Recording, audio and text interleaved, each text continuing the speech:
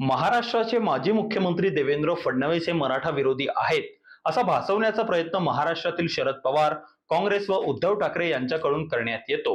देवेंद्र फडणवीस हे जातीने ब्राह्मण आहेत आणि म्हणून त्यांना सॉफ्ट टार्गेट केलं जातं हे अवघ्या महाराष्ट्राला ठाऊक आहे। मराठा समाज सुद्धा ही गोष्ट मान्य करतो की देवेंद्र फडणवीस ब्राह्मण असल्यामुळं मराठ्यांचे नेते फडणवीस यांच्यावर राग करतात। मराठा विरुद्ध ब्राह्मण असा वाद पेटवून देण्याचा प्रयत्न महाराष्ट्रातील काही ज्येष्ठ नेते गेल्या 10 वर्षात करत आलेले आहेत। आता त्या ज्येष्ठ नेत्याचं नाव काय हे सांगायची गरज नाही। हे तेच नेते आहेत ज्यांनी तब्बल 50 वर्ष महाराष्ट्राला जाती जातीत विभागून स्वतःची राजकीय पोळी भाजली आहे। 2014 मध्ये मुख्यमंत्री झाल्यानंतर देवेंद्र फडणवीस हे महाराष्ट्रातील सर्व समाज घटकांमध्ये लोकप्रिय झाले होते आणि याच गोष्टीचा राग मनात धरून शरद पवारांनी मराठा समाजाला भडकवण्याचं काम केलं। मराठा आरक्षणाचा मुद्दा ऐरणीवर आणत पवारांनी देवेंद्र फडणवीस यांच्या विरोधात वातावरण तापवलं। मात्र फडणवीस यांनी मराठा समाजाला आरक्षण घोषित केलं। पुढे उद्धव ठाकरे यांचं सरकार आलं व त्यांनी सर्वोच्च न्यायालयात मराठा आरक्षण टिकवण्यासाठी कुठलेही प्रयत्न केले नाही। परिणामी मराठ्यांना मिळालेलं आरक्षण रद्द झालं। मुळात या गोष्टीला उद्धव ठाकरे व त्यांचे सहकारी पक्ष जबाबदार आहेत।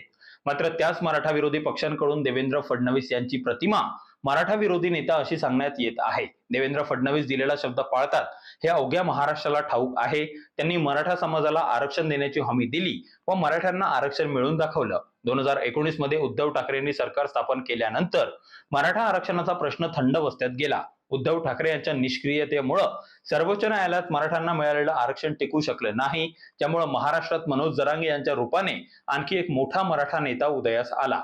मनोज जरांगे यांनी तर देवेंद्र फडणवीस यांना आई बहिणीवरून शिव्या घातल्या, त्यांना धमक्या दिल्या। तेव्हाच मनोज जरांगे हे शरद पवारांच्या इशाऱ्यावर काम करतात हे स्पष्ट झालं।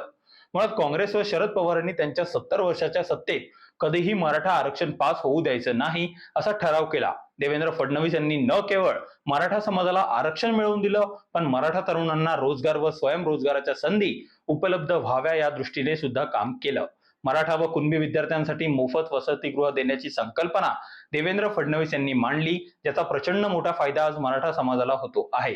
मात्र एवढं सगळं करूनही देवेंद्र फडणवीस मराठा विरोधी आहेत असा आरोप केला जातो। खरं तर हे सगळे आरोप राजकीय असून सामान्य मराठा मतदार आजही देवेंद्र फडणवीस यांच्या बाजूने आहे आणि सध्या जे नेते देवेंद्र फडणवीस यांच्यावर मराठा विरोधी असल्याचे आरोप करत आहे त्यांचा खरा इतिहास बघायचा झाल्यास मराठा विरोधी ते आहे।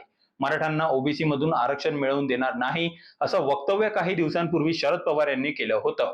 मराठा आरक्षणापेक्षा अन्य महत्वाचे मुद्दे महाराष्ट्रात आहेत असं म्हणत सुप्रिया सुळे यांनी मराठा समाजाची मागणी धुडकावून लावली होती। 70 वर्षाच्या काळात मराठ्यांना दोनदा आरक्षण मिळणार होतं, मात्र ते याच शरद पवारांच्या घाणेरड्या राजकारणामुळे मिळू शकलं नाही। आज ते शरद पवार देवेंद्र फडणवीस यांच्यावर मराठा विरोधी असल्याचा आरोप करत आहे। मात्र महाराष्ट्राची जनता सुज्ञ असून मराठा आरक्षणाचे खरे मारेकरी कोण हे त्यांना चांगलंच ठाऊक आहे।